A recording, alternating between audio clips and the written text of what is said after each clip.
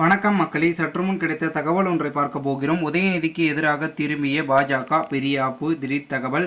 இந்த ஒரு தகவலை பற்றி தான் நாம் பார்க்க போகிறோம். தகவலை பார்ப்பதற்கு முன்னதாக நீங்கள் நம்மளுடைய சேனலுக்கு புதிய பார்வையாளர்களாக இருந்தீங்கன்னா மறக்காமல் நம்மளுடைய சேனலை சப்ஸ்கிரைப் செய்து வைத்துக் கொள்ளுங்கள் மக்களே.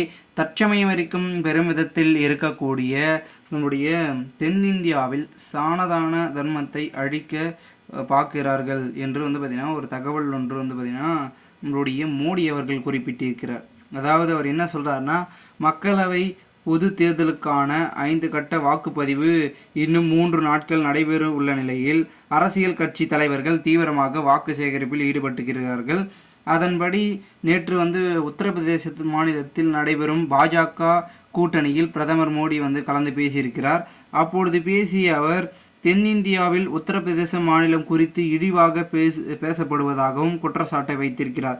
அதாவது தென்னிந்தியாவில் உத்தரப்பிரதேசம் இழிவுபடுத்தி வாக்கு சேகரிக்கப்படுகிறது. தமிழ்நாட்டில் திமுக, கேரளாவில்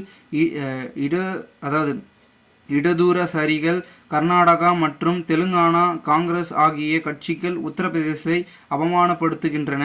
மேலும் சானதான தர்மத்தை அழிக்க வேண்டும் என பேசுகிறார்கள் என பொதுக்கூட்ட மேடையிலேயே பேசியிருப்பது அரசியல் வட்டாரத்தில் பரபரப்பையும் ஏற்படுத்தியிருக்கிறது. மேலும் திமுக இளைஞர் செயலாளர் தமிழக அமைச்சருமான உதயநிதி ஸ்டாலின் கடந்த ஆண்டு நடைபெற்ற நிகழ்ச்சி ஒன்றில் சானதான தர்மத்தை அழிக்க வேண்டும் என பேசி இருப்பது குறிப்பிடத்தக்கதாகவும் பார்க்கப்படுகிறது.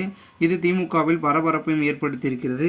மேலும் இந்த ஒரு தகவலை பற்றி பொதுமக்கள் உங்களுடைய கருத்துக்களை கமெண்ட் மூலமாக தெரிவிங்கள். இதுபோன்று நீங்கள் அரசியல் சார்ந்த நிகழ்வுகளை தெரிந்து கொள்ள சேனலை சப்ஸ்கிரைப் பண்ணுங்கள். நன்றி, வணக்கம்.